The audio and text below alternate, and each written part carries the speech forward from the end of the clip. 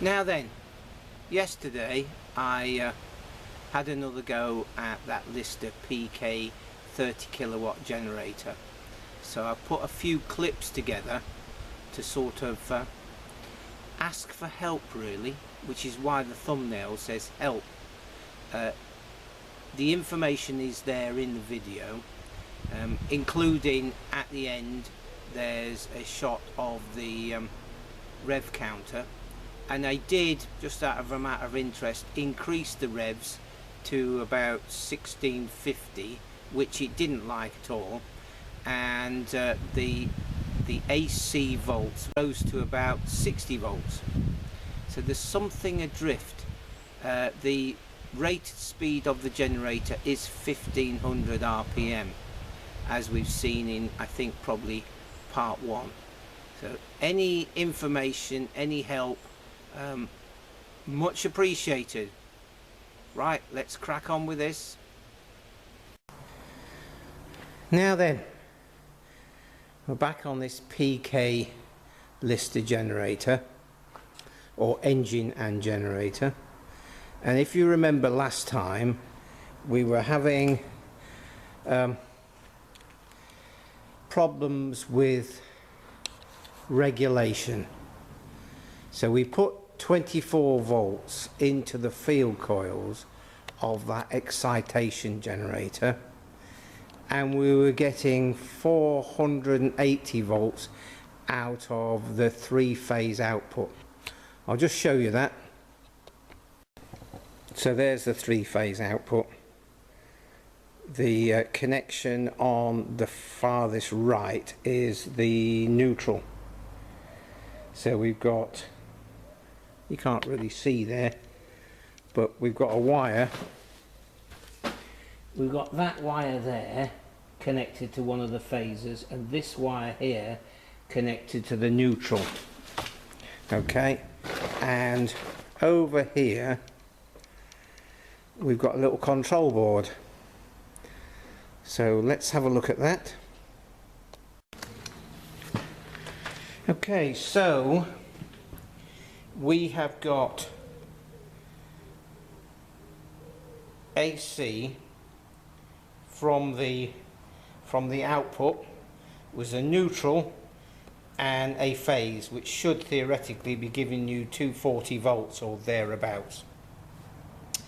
And then we've got the connections to the field coils of the excitation generator. So all that's wired up correctly. And then down here we've got a voltage adjustment and a stability adjustment, and then there's these dip switches here.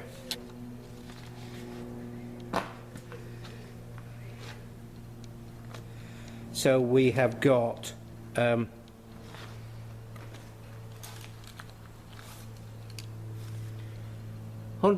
and 240 volts, so that's switched that way. We've got slow or fast reaction. I've been messing with those and getting nothing. And then we've got 50 hertz or 60 hertz, or 50 hertz is down, 240 volts is down, and you've got the two twiddlers in the middle. And then also you've got a fuse and a sort of manual. It's a little bit vague. So there we go. Let me just zoom out a bit.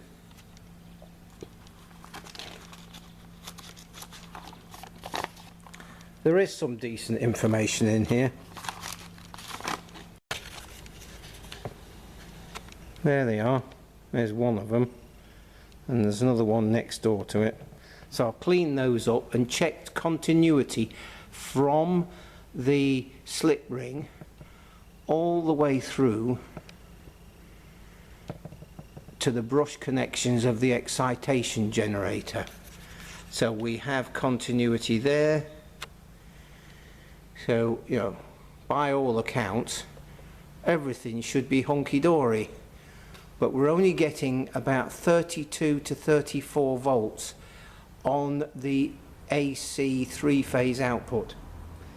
So that's not right, and we're getting about 45 volts out of those brushes there, which go into the rotor of the main generator.